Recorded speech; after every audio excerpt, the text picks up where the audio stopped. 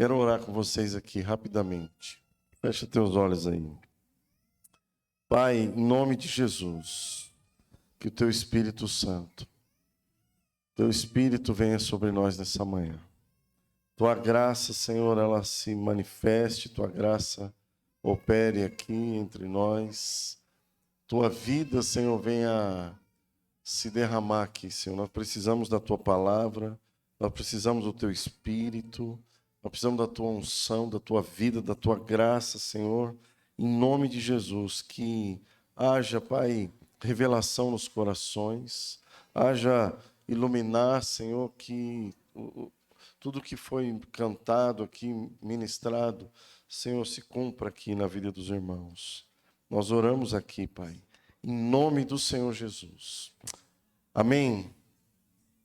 Eu tenho uma palavra de Deus que eu creio que é para nós, que é para mim, que é para você. Eu quero que você abra o teu coração e que o Espírito Santo possa comunicar, né?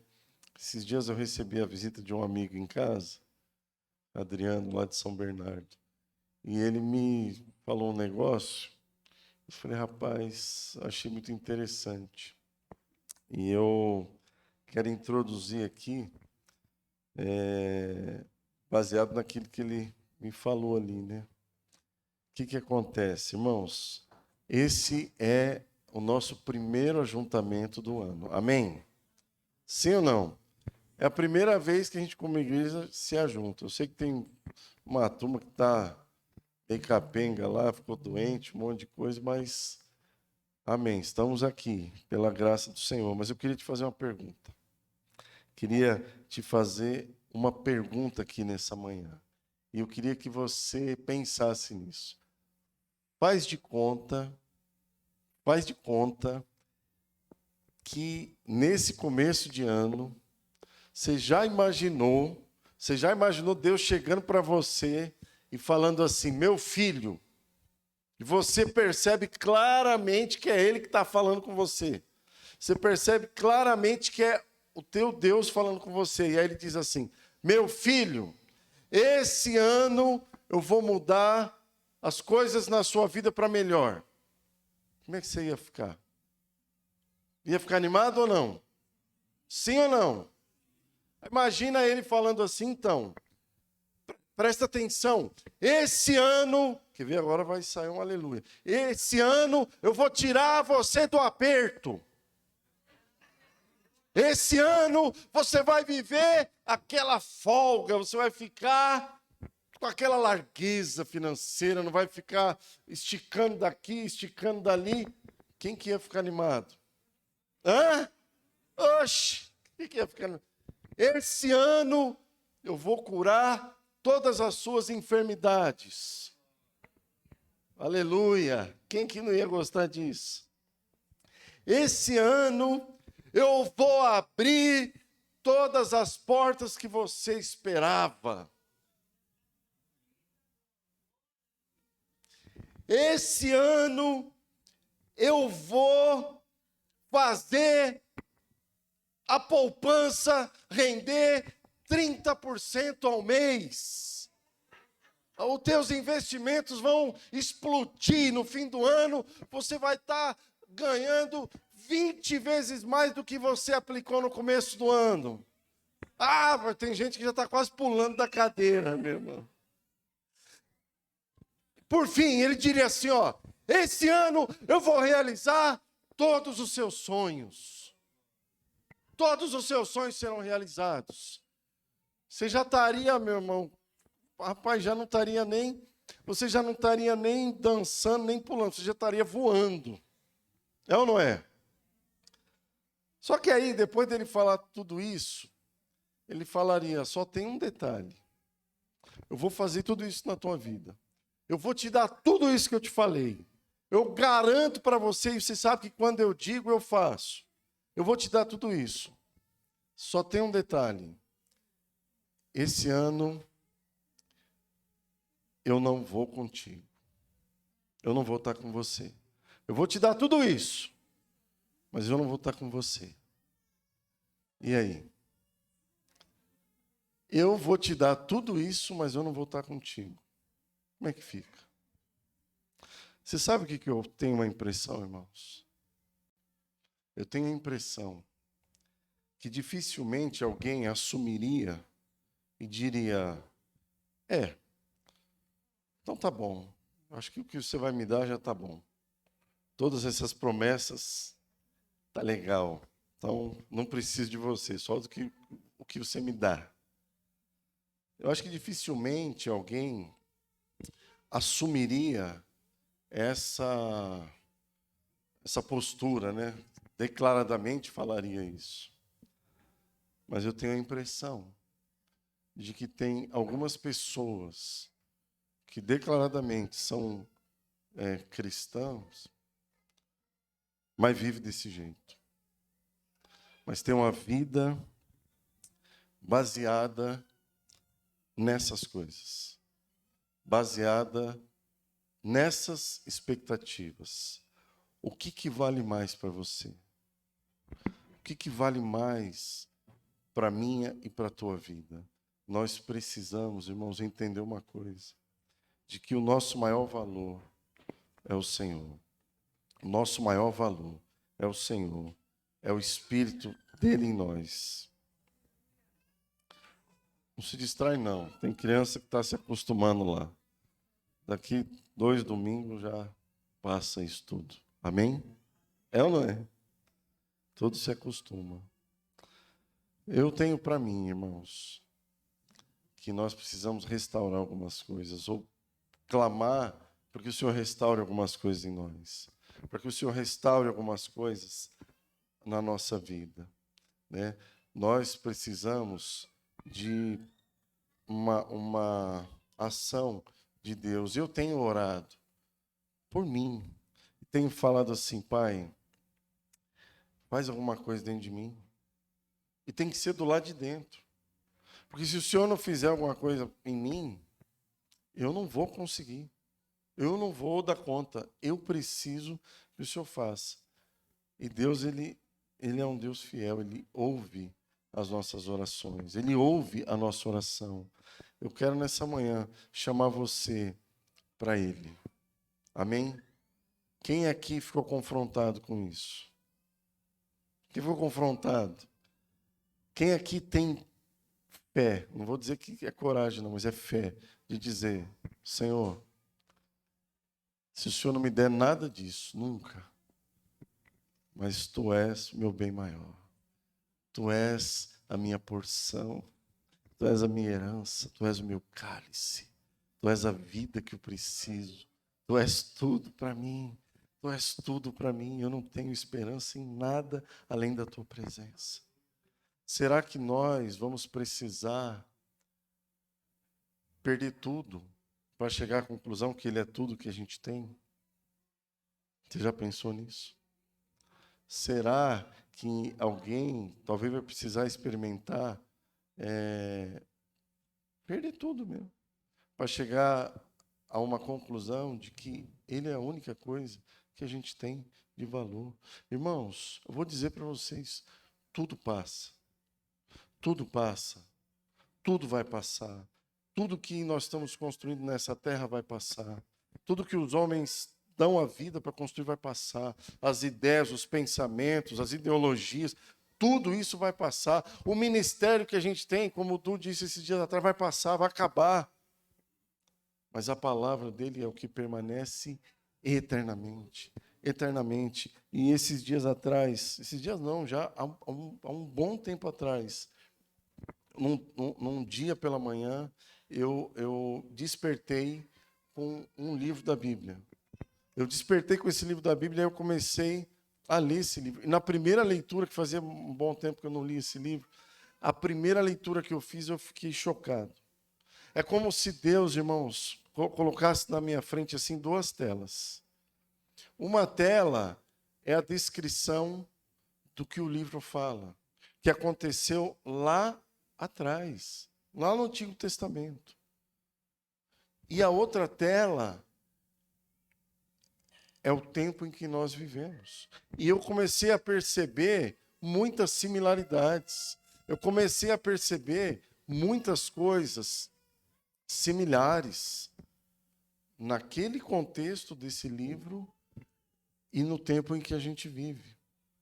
E eu quero, obviamente, é muita coisa. Eu fiquei impressionado com quantas coisas aquele livro fala que aponta para o fim, né? Eu vou ler alguns versículos desse livro com você, que é um livro bem curtinho, é o livro de Joel, lá do Antigo Testamento. Eu quero aqui dar uma passeada com você nesse livro e espero que o Senhor me dê graça para eu ser bem objetivo aqui com você e poder repartir aquilo que eu consegui perceber, né? Então, se você quiser abrir tua Bíblia aí, lá no livro de Joel, a gente vai ler alguns textos do livro de Joel e eu quero rogar ao Espírito Santo que nos traga luz e revelação sobre essa palavra. E depois eu quero orar com vocês, orar talvez por algumas pessoas aqui nessa manhã. Amém? Eu encontrei na verdade não é nem uma tradução da Bíblia, é alguém que pegou a Bíblia e parafraseou essa Bíblia, as Escrituras, né? Mas eu achei algumas palavras nessa paráfrase que eu achei interessante, então eu vou usar, que é aquela tradução, né? Não gosto de chamar de tradução, porque é uma paráfrase, a mensagem, né? Então, num primeiro momento, o profeta Joel, o que ele faz? Ele traz para o povo uma orientação, e ele fala assim, ó, vocês vão anunciar isso, tudo o que está acontecendo, para os filhos de vocês, e os filhos de vocês têm que contar para os filhos deles. Para quê? Para que as gerações saibam de tudo isso que está acontecendo. E você sabe que o livro de Joel é um livro, inclusive profético, porque ele fala das coisas do fim. Ele anuncia coisas do fim. Ele começa pintando um quadro terrível, desolador, uma coisa que a gente vai perceber aqui que é desesperadora. Entendeu? É muito ruim no contexto do povo de Deus. Mas no final a gente vai ver que Deus libera uma palavra de esperança. Não só uma palavra de esperança, mas ele libera também uma promessa. Uma promessa. Então, eu vou ler aqui os 3 primeiros versículos do primeiro capítulo com vocês, que está lá em Joel capítulo 1, do 1 até o 3. Vou ler aqui. A mensagem do Eterno a Joel, filho de Petuel. Atenção, anciãos estadistas, ouçam atentamente, todos, sejam vocês quem forem, não importa onde estejam, vocês alguma vez já ouviram algo parecido? Algo assim alguma vez já aconteceu?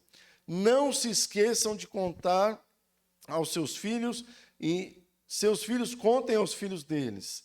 E estes a seus filhos, que esta mensagem não seja esquecida jamais. Você acha que uma orientação dessa é séria? É importante? É muito importante. Agora, isso ele fala para que o povo conte para os filhos. Tudo, ele falou, cara, você está vendo o que está acontecendo? Olha só o que está acontecendo. Você já viu isso acontecer alguma vez? Desse jeito? Então você vai contar para os teus filhos. E os teus filhos têm que contar para os filhos dele. Para todo mundo saber o que foi que aconteceu. A gravidade, a seriedade. Aí agora eu quero narrar com você esse quadro. Né? Um quadro totalmente desolador. E o profeta diz para o povo. Para que eles, de fato, faz o seguinte, não tem outra coisa para vocês fazer a não ser senta e chora, porque a coisa tá feia. Senta e chora. E é para lamentar mesmo, como diz o mineiro, de com força, porque a coisa tá feia. E aí, a partir do versículo 8 do primeiro capítulo, olha o que ele diz. Acompanha comigo. chorem como a virgem vestida de preto, lamentando a perda do noivo.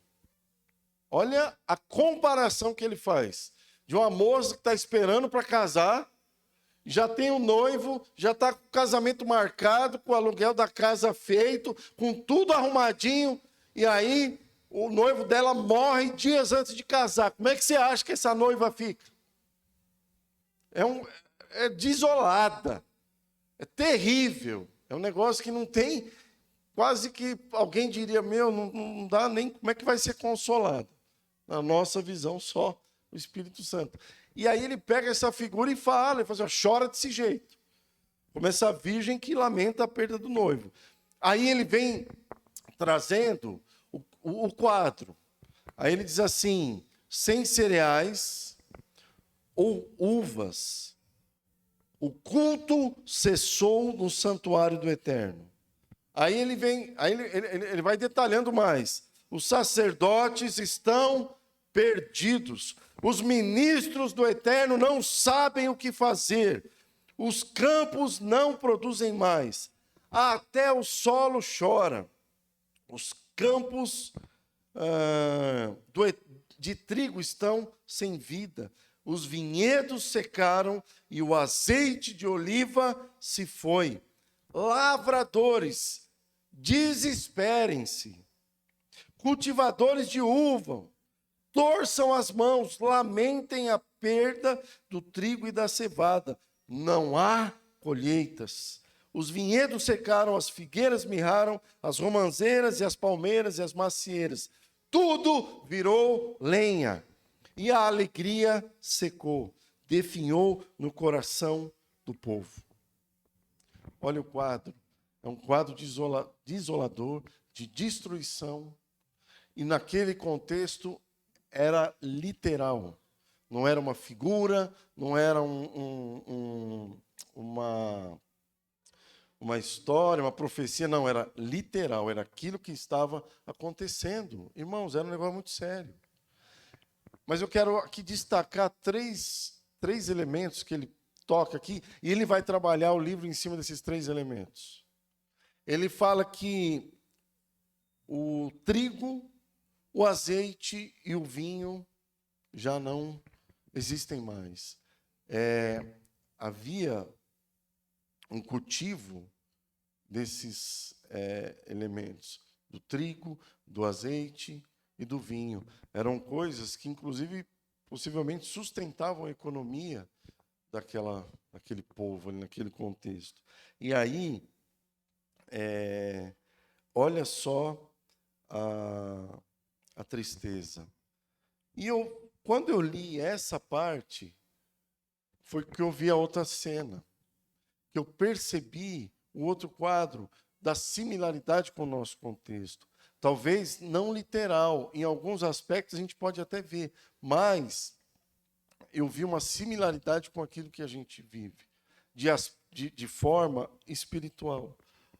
A gente vê, e aí eu não estou generalizando, mas às vezes um olhar, uma impressão que a gente tem é que em alguns aspectos a igreja ela está perdida, ela está sem direção, os seus líderes não sabem o que fazer, e aí é uma tentativa de ficar tocando manivela, produzindo eventos e produzindo atividades para manter o povo ativo. Sendo que isso, irmãos, não resolve. A similaridade que eu vejo é que naquele tempo as pessoas elas estavam sem esperança. As pessoas estavam com seus corações consumidos por um vazio, por causa de toda a escassez. E o que eu noto no tempo que a gente vive é muito similar, porque eu vejo corações, não sei se muitos ou alguns, mas eu vejo corações consumidos por uma ansiedade. O nosso tempo não é marcado por ansiedade? Sim ou não? Corações consumidos por uma angústia, Muitas pessoas, inclusive, infelizmente, acabam entrando num quadro depressivo e por aí afora. E por aí afora. A gente vê que muitas pessoas, elas estão vivendo, correndo atrás, não sabem nem de quê, e não sabem o que fazer. Estão perdidas. E aí o que acontece, irmãos? Aonde é que eu acho que reside uma parte do problema? É que as pessoas, elas estão buscando resolver essas questões, buscando resolver essas dificuldades, sabe? Buscando encontrar a alegria que se foi, buscando encontrar a paz que não tem, buscando saciar as suas necessidades interiores com eu diria, um entretenimento que é totalmente estéril, que é totalmente vazio de algum tipo de produtividade na vida de qualquer pessoa.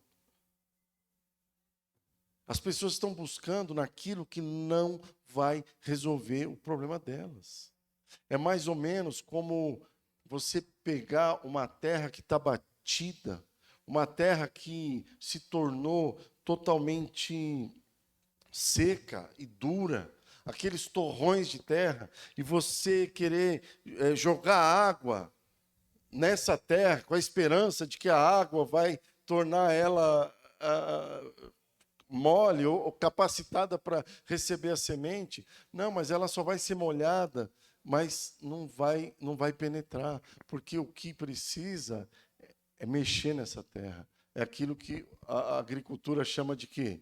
Arar, né? De mexer na terra, tem que mexer na terra, tem que mexer, tem que mexer, tem que mexer, tem que mexer. E o trigo, o azeite e o vinho já não existem mais. E eu penso que a gente... Vamos seguir aqui, lá no versículo 13 do primeiro capítulo. Ele dá uma ampliada nesse quadro. E aí ele volta para o contexto da relação daquele povo com Deus. Ele volta para a realidade do relacionamento daquelas pessoas com Deus. E aí ele dá uma palavra para os sacerdotes e fala assim, o capítulo 1, versículo 13. Vou ler 2 versículos. Ele diz assim: e também vocês, sacerdotes, ponham sua vestimenta e juntem-se ao clamor. Vocês que conduzem o povo na adoração, conduza-nos no lamento. Passem a noite vestidos de pano de saco, vocês, servos do meu Deus. Olha o quadro. Não acontece nada no lugar da adoração. Não há ofertas e não há orações. Nada.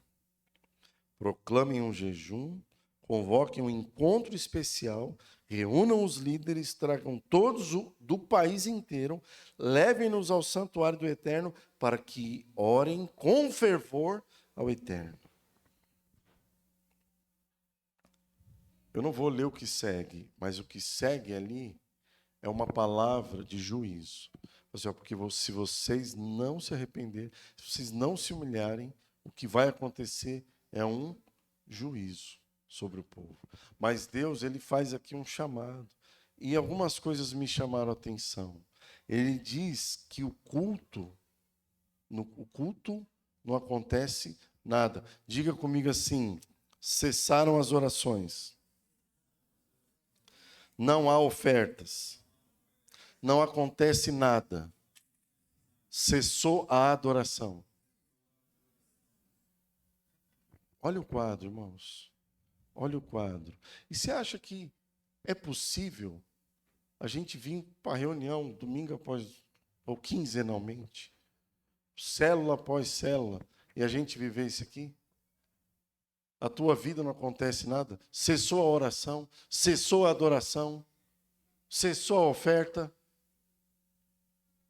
cessou o culto. Amados, isso é tão grave. É tão grave. Por que existem E a minha vontade, por mim, eu meto o pé, eu acabo com o estudo. Porque tem muito movimento e você vê milhares de pessoas ali, sabe por quê?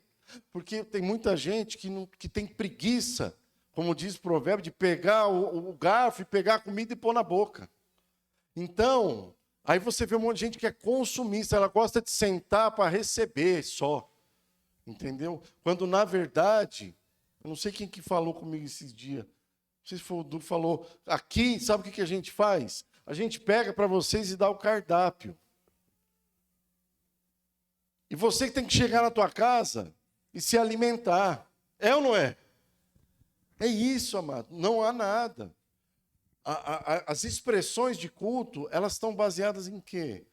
Na oração, na adoração. Como é a minha vida de oração? Como é a minha vida de adoração a Deus? O quanto do teu dia, o quanto da tua semana você investe adorando a Deus? Adorando a Deus. Sabe o que é isso? Às vezes tem gente que nem sabe o que é isso e nem muito menos como fazer. E aí, quando a gente se reúne, o risco é que a gente viva uma expressão de tudo isso que cessou na vida pessoal de cada um. Só que o tempo do fim é um tempo que Deus ele vai trazer alinhamento, como a gente vai ver aqui daqui para frente. Deus ele vai trazer alinhamento, né? A adoração cessou, a oração cessou, o culto não existe, as ofertas cessaram. Você vê que, irmãos, você nunca me ouviu dizer isso, mas é uma convicção que hoje é muito clara na minha vida. É muito clara. Eu estou convencido de que alguém que negligencia a sua contribuição com generosidade, com liberalidade, com proporcionalidade e com regularidade, entendeu? Quando a gente negligencia isso, você sabe o nome dessa negligência? É pecado. É pecado. É pecado. Porque pode ser que o coração de alguém esteja voltado para aquilo tudo que eu falei no começo, para trás de tudo aquilo que eu falei no começo. Eu estou falando debaixo de temor, irmão, mas com muita paz e muita confiança e muita convicção naquilo que eu estou falando.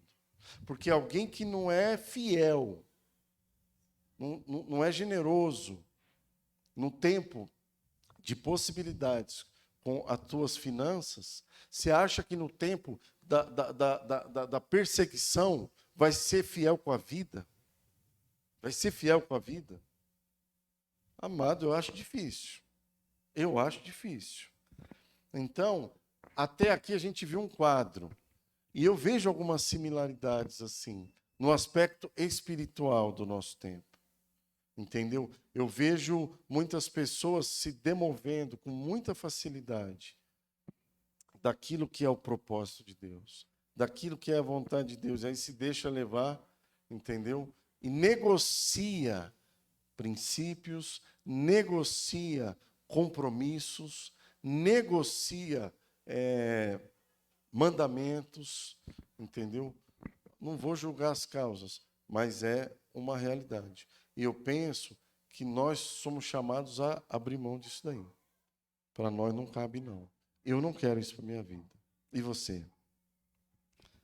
Vamos seguir aqui. Então, eu falei aqui, eu dei a notícia ruim aqui, né? Se eu acabasse aqui, ia embora todo mundo desanimado, né? Falei, meu Deus, que coisa ruim, o negócio tá feio, tal. Mas, irmãos, lembra que eu falei que se você seguir ali, depois do versículo 15 do primeiro capítulo, mas até o final ali, há uma iminência de um juízo. Por isso que Deus fala, sacerdotes, líderes, orem, busquem, se humilha, chama todo mundo, traz para perto, não deixa ninguém de fora, arregimenta o povo, traz para uma consciência, traz para um compromisso, fortalece as bases e se arrepende e se humilha, porque se você se arrepender, se você se humilhar, aí agora vamos ler aqui a esperança. Um chamado a arrependimento, mas também com uma palavra de esperança. Lá no capítulo 2, no versículo 12. Aí Deus começa a trazer palavra de esperança, mas também promessa.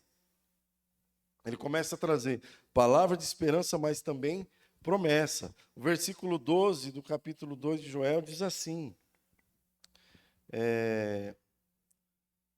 mas tem uma coisa, presta atenção, ainda não é tarde demais. Diga comigo assim, ainda não é tarde demais. Aí ele segue, mensagem pessoal do Eterno, assinada pelo próprio Deus. Voltem para mim, mas façam isso com seriedade. Venham com jejum e choro, arrependidos pelos seus pecados. E aí ele segue, mudem a sua vida e não a sua roupa. Voltem para o Eterno, o seu Deus. E aqui está a razão. Deus é bom e misericordioso. Aleluia. Ele respira fundo. Tolera muita coisa. Esse Deus tão paciente, exagerado no amor, sempre disposto a cancelar a catástrofe. Quem sabe ele o faça agora. Talvez mude e mostre compaixão. Talvez de tudo dito e feito, haja muitas generosas ofertas para o Eterno. Olha só o que Deus começa a dizer e se revelar e se manifestar e anunciar quem Ele é. A esperança de quem Ele é, né? Ele faz um chamado ao arrependimento, mas não numa perspectiva punitiva, mas numa perspectiva da misericórdia dele, da graça, de mostrar. Ele falou assim, ó, ele é bom, tá dizendo aqui que ele assinou, ele disse essas palavras, e falou assim, ó, eu tolero, eu tenho paciência.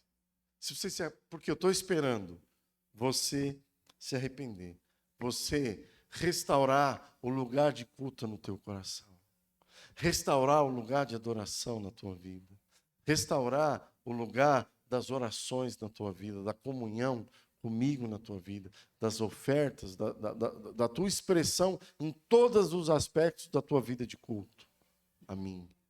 Deus é paciente, misericordioso, e Ele espera por nós. E agora, já estou aqui seguindo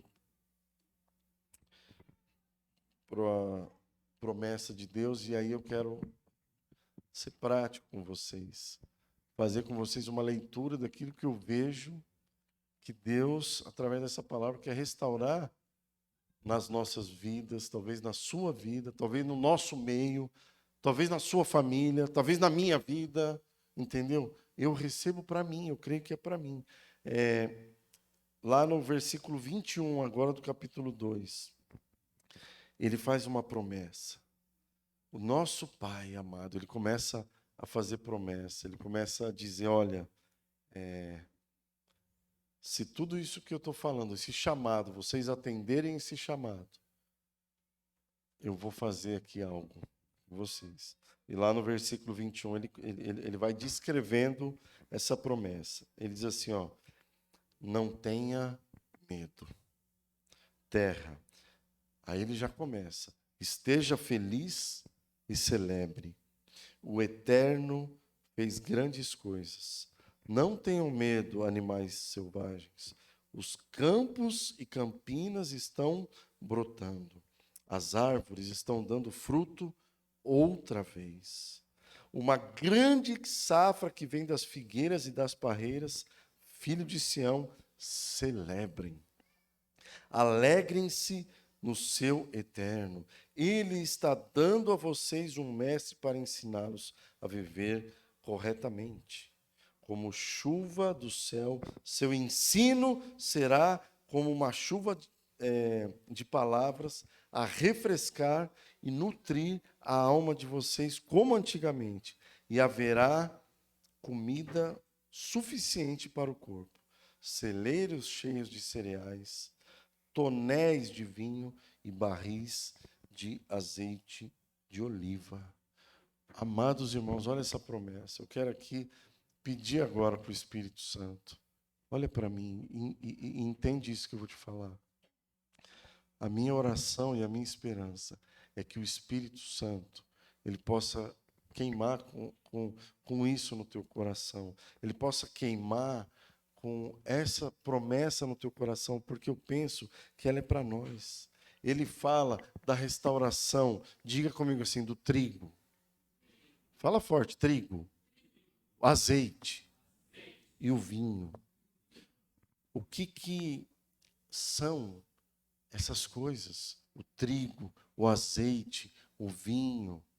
Eu creio que são fundamentos que representam a presença de Deus na nossa vida. O trigo, o azeite e o vinho, eles representam a presença de Deus na nossa vida. E ele fala que o quadro desolador, desanimador, desesperador, é que os sacerdotes estavam perdidos, os ministros não sabiam o que fazer, e o povo estava perdido. Mas ele fala assim, agora eu vou trazer quem vos ensine. E esse ensino vai ser para você como chuva, para refrescar e nutrir a sua alma. Ou seja, eu creio que essa promessa fala da restauração, e aí nós vemos em Jesus isso se cumprindo, através do ensino de Cristo, através da sã doutrina, através do discipulado, através da formação nas Sagradas Escrituras, naquilo que a Bíblia nos orienta. Né? Então, o que são esses elementos? Eu creio que são fundamentos que representam a presença de Deus. O trigo fala do que? Da palavra. O trigo fala da palavra. O azeite fala do Espírito e da sua unção. E tudo que o Espírito ele produz em nós. E o vinho fala da alegria. Você vai ver que quando a gente vê, trigo representa na Bíblia a palavra. O azeite representa o Espírito. E o vinho, ele representa a alegria. E o que a gente precisa olhar? Eu penso que Deus, nesse tempo, irmãos, nesse tempo, Deus está traindo a igreja por um trilho de equilíbrio, para um trilho de centralidade, para um trilho de ajuste, para um trilho de correção, mas para um trilho onde as coisas vão fluir. E da parte de Deus, aquele que assim desejar não terá falta de nada para viver o tempo em que nós estamos vivendo. A gente vê uma igreja que passou por uma série de dificuldades. A igreja passou por uma série de, eu diria, de desequilíbrios. A igreja, por exemplo, no Brasil, quando a igreja chegou no Brasil, ela veio, eu não me lembro, mas talvez no primeiro momento, pelas aquelas denominações um pouco mais chamadas conservadores. Então, aqueles irmãos, eles eram muito dados ao quê? A palavra. Então, os presbiterianos, os batistas, os metodistas, eles eram dados à palavra, eles eram dados ao ensino. Então, você vai ver que, inclusive, o sistema educacional do nosso país, eu não sei se você sabia disso, mas ele sofreu muita influência dos primeiros missionários que vieram trazer o evangelho para o nosso país. Por quê? Porque junto com o evangelho, sabe o que eles implantavam? Escolas. Colégio presbiteriano, alguém já ouviu falar? Colégio batista, colégio metodista, espalhado para todo canto. Isso é herança daqueles irmãos que vinham com essa carga da palavra. Mas o que acontecia? Era uma ênfase nas escrituras, na letra, naquilo que se poderia ensinar. E estava correto, mas não é só isso, porque acabava havendo uma negligência com o quê? Com o Espírito, com a unção, com a manifestação do Espírito nas suas mais diversas formas. Aí, você vê por outro lado, aí vem os movimentos pentecostais que chegam também no nosso país e muito assim dados a essas manifestações, ao azeite, à unção do Espírito, mas em algum momento, em algumas medidas, em alguns contextos, sem uma profundidade na palavra. Isso é desequilibrado ou não? Acabava sendo um pouco desequilibrado. Isso é um aspecto. Aí você vê depois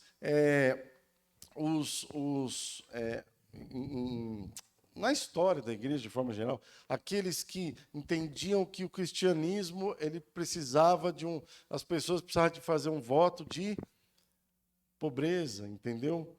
Né? Tanto é que os líderes eles viviam assim lá atrás, né? Eles não achavam que não podia ter nada daqui, era um lado. Aí, algum tempo atrás, a gente vê aquela onda do evangelho da prosperidade.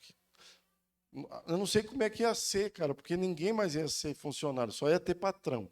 Como é que ia ser, como é que funciona um negócio desse? Todo mundo vai ser milionário. Todo mundo vai ser rico, o evangelho da prosperidade. Que é um desvio, uma coisa que não tem nada a ver. É mais um desequilíbrio. Aí nós ouvimos falar do evangelho do reino, que veio trazendo uma revelação poderosa e prática, arrumando a vida das pessoas, trazendo as pessoas para um alinhamento na sua vida. Ó, você tem que corrigir isso aqui, porque senão você não é crente, cara. Entendeu? O reino de Deus, o evangelho do reino veio com muita força, mas em algumas medidas, em alguns ambientes, assim, um pouco carente da expressão, ou da instrução, ou da experiência com a graça de Deus. Sabe? Aquela coisa muito... E aí você vê, em muitos aspectos, acaba se tornando muitas pessoas legalistas, religiosas, entendeu? Ou seja, um reino que é real, que é um evangelho verdadeiro, mas sem graça. Mas, por outro lado, a gente vê hoje também um evangelho, uma graça sem reino, amado. Uma graça que é um câncer para a igreja. Uma graça que só perdoa, que aceita todo mundo do jeito que é. Quem falou isso? Aonde na Bíblia diz que é desse jeito? Aonde? Não existe isso, mano. A graça de Deus, a gente precisa entender que o poder da graça, ele não é um poder só para nos perdoar. Isso é limitar o poder da graça. Isso é limitar a graça. Uma graça que não transforma a vida de uma pessoa não é a graça de Deus. Está me entendendo? Não é. A graça de Deus, quando ela se manifesta na vida de alguém, ela se transforma. E essa pessoa, debaixo dessa graça, debaixo do Espírito, ela vai viver o reino de Deus na sua plenitude. Amém? Aí você vê hoje uma outra coisa que para mim também é terrível, cara. E aí eu vejo que às vezes tem irmãos que têm uma falta de filtro, me desculpa a sinceridade, e abraçam umas coisas porque parece que não tem um critério muito claro das coisas. Entendeu? Não tem assim um critério muito claro das coisas. Aí você vê, por exemplo, uma série de movimentos no nosso país exaltando o amor de Deus. Entendeu? Mas ensinando o amor de Deus de um jeito que a Bíblia não ensina. Ensinando o amor de Deus, que é destituído, como se Deus, nos seus atributos, ele fosse totalmente desequilibrado. Ou seja, Deus, ele é só amor. Então, esse amor de Deus, ele te ama, é claro que ele ama. É claro que ele nos ama, irmãos. Mas os atributos de Deus, eles estão em perfeita harmonia, em perfeita relacionamento. Os atributos de Deus, eles andam totalmente alinhados uns com os outros. Então, o amor de Deus, ele não esvazia o juízo de Deus. O mesmo Deus que é amor, ele também é o quê? Juízo. Aí eu já escutei, e eu tive que corrigir. Eu falei, não, mas como é que o meu Deus, que é meu Pai, vai me julgar? Ele me ama. Como é que um pai vai mandar um filho para o inferno? Uns papos brabos desse. Eu falei, amado, deixa eu te ajudar. 1 Pedro 1,17 diz assim, ó, ora, se invocais como Pai, aquele que sem acepção de pessoas julga cada um segundo as suas obras, portai-vos com temor e tremor durante o tempo da vossa peregrinação.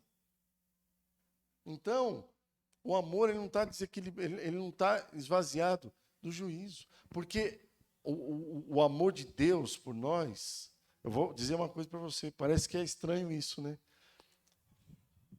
Ele não está acima do amor dele pelo nome dele. Sabe por quê? Porque a essência dele é santidade. A essência dele é santidade. É tipo assim, que não dá, tipo água e óleo mistura. Não dá. Então, por que Jesus disse, meu Deus, por que você me desamparou, me abandonou? Porque ali Jesus ele estava carregado com o quê? Com o nosso pecado. Diz que ele se fez pecado, amado. Ele se fez pecado. Atraiu sobre si toda a nossa maldição. E o pai teve que esconder o rosto do filho. Então, aí você vê uma outra onda, falando assim, que agora é o evangelho coaching. Você pode tudo o que você quiser. Você pode ser tudo o que você quiser. Você é capaz. Você pode. Você quer ser milionário? Então seja milionário, porque você pode. Amados irmãos, e tem coisa que às vezes a gente fala, eu estava falando com o Du esses dias sobre a nossa vida de culto e a nossa expressão de adoração, até as canções. Tem música que a gente canta, mas pensa no negócio, irmãos. Pensa. Olha só. Eu vou começar a primeira frase da música e você vai continuar. Nada é igual ao seu redor. Tudo se faz para você olhar. No universo se criou. Aí como é que é o coro da música? Quem lembra? Canta aí, quem lembra do coro? Ninguém explica.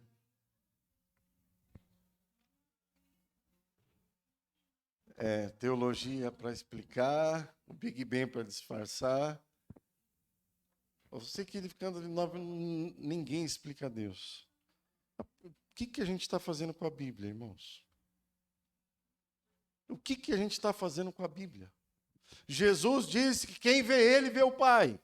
Jesus é a expressão exata do Pai. Ele poderia mudar a letra da música. A Bíblia explica Deus. Ela explica Deus. Ela revela Deus. Porque senão não teria sentido dizer que a vida eterna é o quê? É conhecer a Deus. E como que a gente conhece Deus? Se em primeira instância é através das Escrituras. Entendeu? Então, são coisas assim sutis que a gente precisa ter atenção. Ninguém conheceu a mente do Senhor, isso é verdade. Ninguém ensinou a ele para que ele ensinasse, formasse. Ninguém trouxe para ele para que ele fizesse. Ninguém orientou ele, isso é verdade. Dizer que ninguém explica nada para Deus, pode ser. Mas dizer que ninguém explica, o próprio Deus decidiu se revelar. O próprio Deus decidiu se manifestar, se tornar conhecido. Entendeu? Quem já brincou de esconde-esconde com o filho? Aí você esconde lá, atrás da cortina e deixa a perna assim para fora. Por que você faz isso? Para quê? Para que teu filho vá lá e te descubra, te encontre, ache você. Eu lembro que eu entrava dentro do guarda-roupa e deixava a porta meio aberta, o carro com dó, né? Para ser achado. Você acha que o nosso Deus não quer se revelar, irmãos? Não quer se manifestar a nós. Quero concluir aqui, irmãos, trazendo alguns apontamentos para vocês. Eu creio que esse mesmo livro de Joel, ele faz uma promessa, o profeta faz uma promessa. E para mim é uma das promessas mais maravilhosas da Bíblia. Quando ele diz lá em Joel 2, 28 e 29. E acontecerá depois que derramarei o meu espírito sobre toda a carne. Vossos filhos e vossas filhas profetizarão, vossos velhos sonharão e vossos jovens terão visões. Até sobre os servos e sobre as servas derramarei o meu espírito naqueles dias. E isso começou ali no dia de Pentecostes, quando os irmãos ficaram cheios do Espírito Santo e virou aquela confusão, o povo questionando. Pedro se levanta para explicar o que aconteceu e ele lembra do que o profeta tinha dito. Ele falou: o que está acontecendo aqui é a promessa desse derramamento do Espírito. Quem quer provar isso na vida, irmãos? Nós precisamos de uma restauração plena. Por que eu falei desses desequilíbrios? Porque é um tempo onde Deus quer trazer a gente para um trilho, para uma medida alinhada. Nos últimos dias o Senhor quer trazer um alinhamento, uma coisa alinhada para nós, sabe? Cada coisa no seu devido lugar. Nós precisamos do trigo, nós precisamos do azeite, nós precisamos do vinho. Irmãos amados, vou dizer uma coisa para vocês. Por que a gente está falando com os irmãos? Falando, irmão, vamos ler a Bíblia. Vamos fazer uma coisa simples. Vamos aprender todos a ler a Bíblia. Há pesquisas que dizem que no meio da igreja existe um semi-analfabetismo bíblico, que as pessoas, não é que elas não entendem a Bíblia, não. É porque elas não leem a Bíblia. Entendeu? Elas não leem a Bíblia. E eu vou falar uma coisa, amados, com todo o temor e todo o tremor. A gente está batendo nesse ensino. A mesa está posta. A gente está ensinando com toda a nossa limitação como que se lê a Bíblia, como que você cava, entendeu? Como que você busca, como é que você vai atrás. Esse povo é indesculpável. Não vai poder dizer que não foi instruído, que não foi ensinado, que não foi conduzido. A gente não está inventando nada, a gente quer levar os irmãos para onde? Para a palavra, para a Bíblia. Entendeu? Vamos para a Bíblia. Por quê? Porque Cristo é a palavra. Quando você vai para a Bíblia, você é revelado de Cristo. Nós precisamos, irmãos, nutrir dentro de nós um coração, sabe? Um coração, um anseio, como aquelas pessoas que dão a sua vida, como eu falei lá no videozinho, por algo. O cara quer escalar a montanha mais alta, ele vai lá e treina, até chegar lá em cima. Aí você vê o outro que diz que vai nadar, o americano lá, acho que Phelps, ele ganha tudo. Por quê? Porque ele se esmera naquilo. Aquele cara do surf lá, velhão, tiozão já. Eu esqueci o nome dele. Dele Slater. O cara era xarope, rapaz, chapado. Ele não perdia uma. A vida dele era aquilo. Aí ele um dia falou assim, vou aposentar, cansei. Aí aposentou, ficou um tempo, aí falou, quer saber? Vou voltar a surfar. Aí o cara voltou a surfar e não perdia uma. Sabe por quê? Porque ele tinha compromisso com aquilo. Eu não sei se vocês assistiram o filme do pai das meninas do tênis lá, das Williams lá. Assiste esse filme, eu recomendo. Eu não lembro o nome do filme, não. Do Will Smith, o filme eu não lembro o nome. Assiste esse filme. Aí você vai ver um cara que, antes de quando ele começou a namorar com a esposa, ele já sabia o que ele ia fazer das filhas dele. Ele já sabia. Uma ia ser a melhor do mundo e a outra ia ser a melhor de todos os tempos. No tênis. E ele fez isso com as meninas. Ele fez isso. Mas ele trabalhou por uma coisa que é passageira em nós. O que nós estamos fazendo nos nossos filhos? Nós estamos levando nosso filho para onde? Encaminhando eles para quê? Está entendendo? Quanto que a gente está gastando nossa vida para essas coisas? A palavra precisa ser restaurada. A palavra precisa prevalecer. A palavra precisa crescer. Porque Cristo e a palavra são um. Se a palavra revela dentro de nós, ela é o nosso maior tesouro. Amém? O trigo precisa ser restaurado. O azeite precisa ser restaurado. Porque o azeite é o Espírito. E o Espírito Santo, como o Du falou, ele está em nós e ele está sobre nós. Ele é o nosso consolador. Ele é o nosso convencedor. É o nosso capacitador para viver. Por isso que a Bíblia vai dizer, ó, vocês são indesculpáveis. Porque não te falta nada para que você seja um homem e uma mulher segundo Deus. É um chamado de Deus para nós, irmãos, para um despertar, para que a gente possa olhar e falar assim, eu não quero perder tempo com futilidades, eu não quero perder tempo com coisas que são vãs. Eu quero ser cheio do Espírito Santo. Eu quero ser cheio do Espírito. E o vinho fala da alegria. E aí, eu quero aqui dar uma nota para vocês acerca da alegria. Porque para que a gente entenda o conceito bíblico da alegria, a gente precisa esvaziar todo o nosso entendimento de alegria baseado no mundo que a gente vive.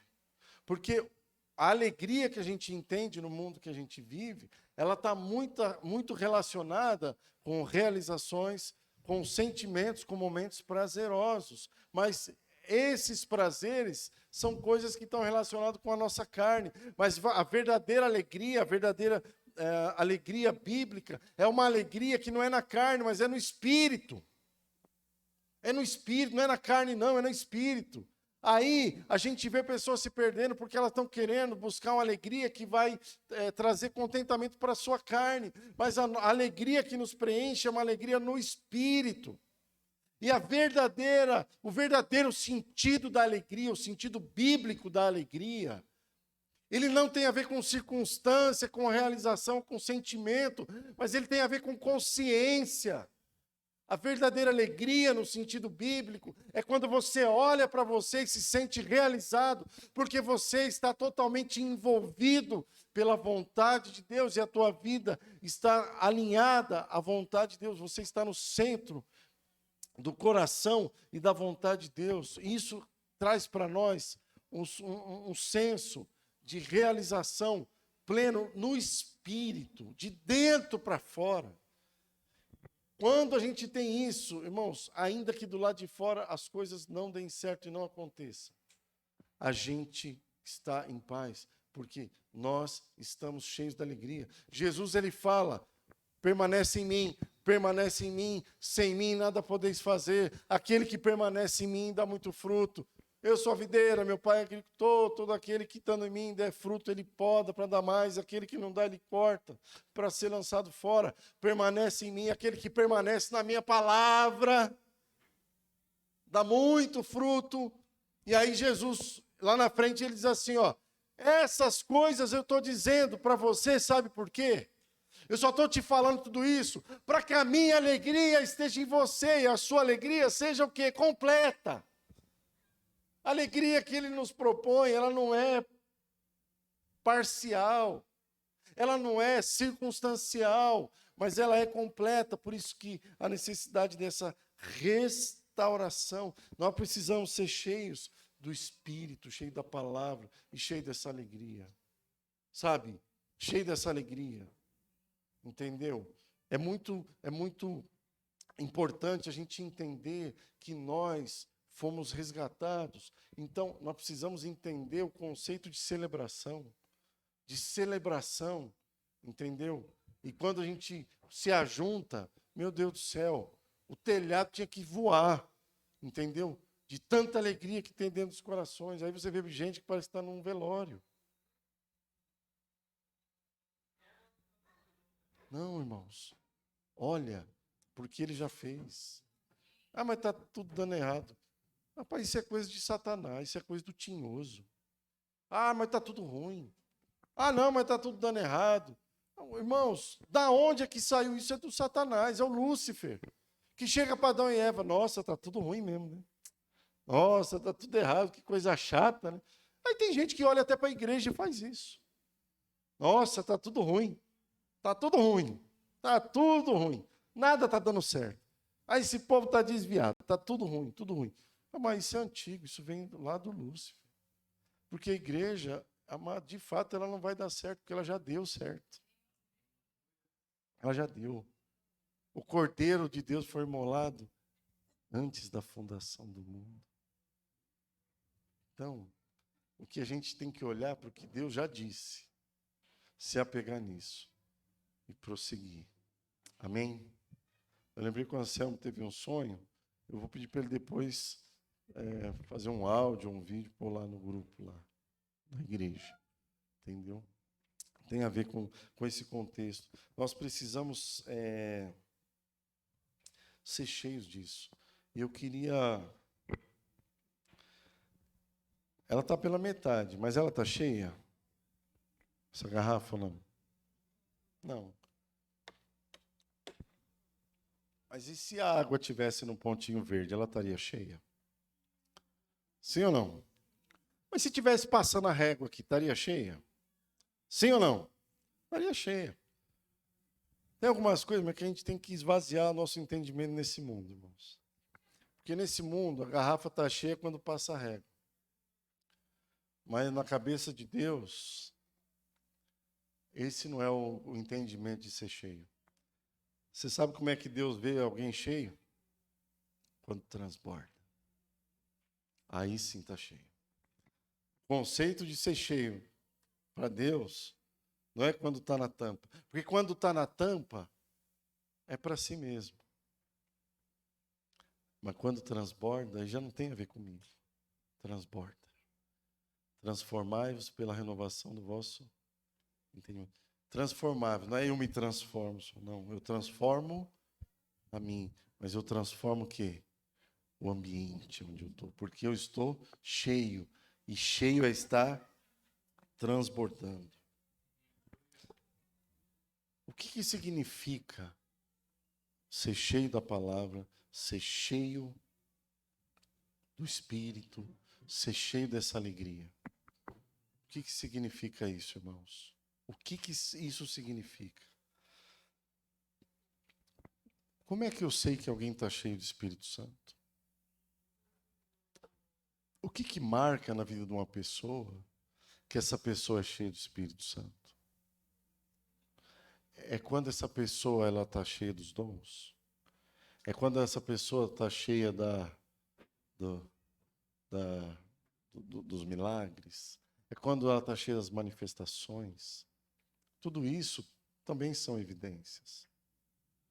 Mas a maior evidência não é isso.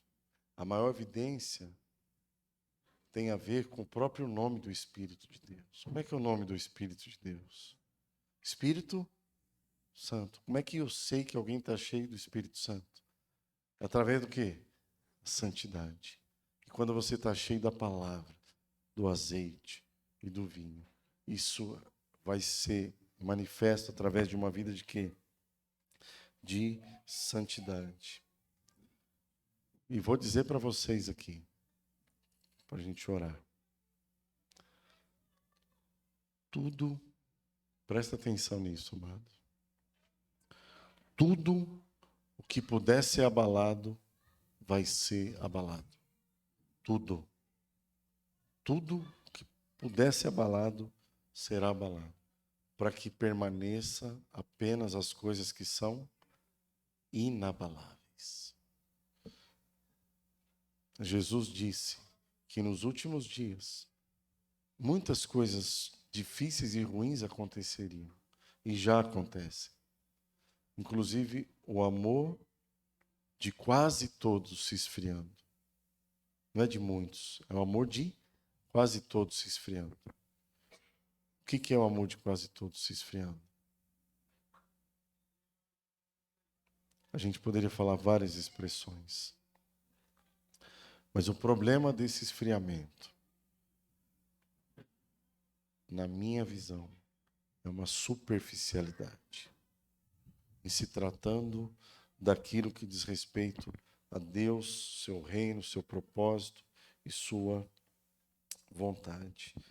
Quero encerrar aqui lendo um último texto com vocês, que fala acerca dos últimos dias, 2 Pedro capítulo 3, versículo 10. E eu queria orar, irmãos, eu queria que o Espírito Santo tocasse nossos corações aqui nessa manhã. Que o Espírito Santo nos ministrasse, que nós pudéssemos juntos buscar o Senhor, buscar a sua face, buscar a sua presença, buscar esse renovo do Senhor.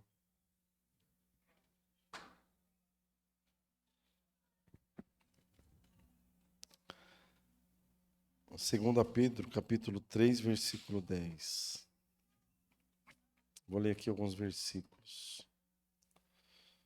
Contudo, o dia do Senhor virá como um ladrão.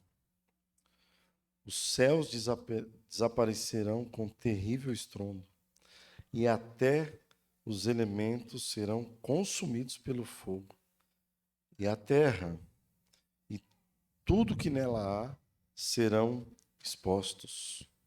Visto, portanto, que tudo ao redor será destruído, a vida de vocês deve ser caracterizada por santidade e devoção, esperando o dia de Deus e já antecipando a sua vinda. Nesse dia, ele incendiará os céus e os elementos se derreterão em chamas. Nós, porém, aguardamos com grande expectativa os novos céus e nova terra que ele prometeu, um mundo pleno de justiça. Portanto, amados, enquanto esperam que essas coisas aconteçam, esforcem-se para levar uma vida pacífica, pura e sem culpa aos olhos de Deus. Eu oro aqui, irmãos, para que o Espírito Santo faça algo nos nossos corações. Queria pedir você para orar comigo. Pedir você para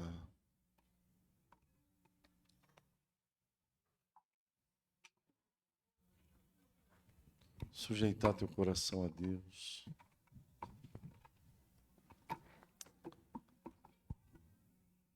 Pode ser que você esteja bem.